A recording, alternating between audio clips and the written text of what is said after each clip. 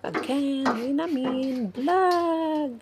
Guys, nagluto dai ko karon og suman nga kamuti. So pag human ako og panit, ako na dayon gibanggod.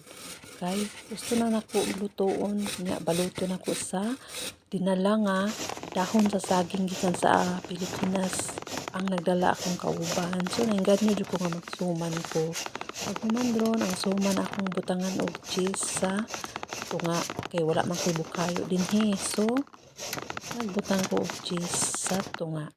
Lami kaayo guys. So muna na siya kuang gi balot-balot na kamuti nga akong binanggod tapos gibutangan ako og cheese. Wala man koy laing maisip na pang snacks. Mao na nga nag-isip-isip ko nga magsuma na lang ko kay naa may dahon sa saging para magamit sad ang dahon sa saging nga dinala sa akong kauban gikan sa Pilipinas. Kay nindot kaya akong pamati guys basta makasuman ko. Nya ako lang na siyang gi-steam kay para dili siya basa ang iyang resulta. Kay ang kamuti mangod diri guys lahi gyud sa Pilipinas. Ang sa Pilipinas kay labo kayo siya. Diri kay murag tubig pa, tubigon siya ba. Mao na nga wala na lang nako gibutang sa kanang kaldero nga naay tubig, so ako siyang gi-steam. Nanguha na lang pug ko og kanang bangag-bangag nga kanang kaldero pang steamer. O nagisabuan ako tong kaldero og tubig niya ako na dayon na siyang gisulod dito.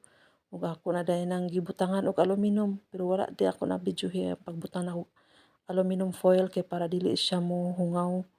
Mao na siya ang resulta guys. Lami kaayo guys. Tanawa. Diba no? Lami kayo resulta pag human. Lami kayo kaya pang snacks.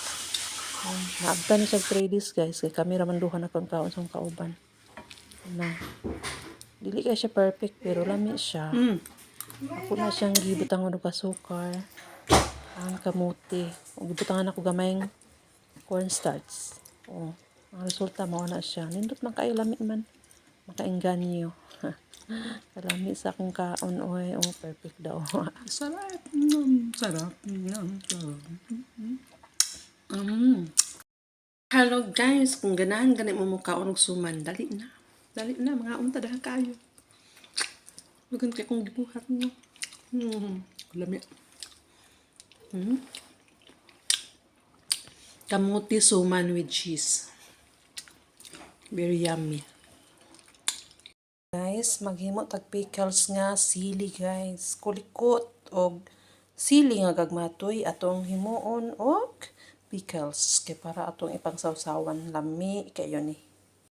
Gitudloan ko sa akong kauban og unsaon pagbuhat og pickles. So iyang giingon nga suka, tubig og butangan dayon og paminta og kanang asin. Tapos gibutangan sa nakog ahos para naa say lasa ba. Tapos ang tubig ininit akong gihuwa diha sa sili nindot kay guys yummy.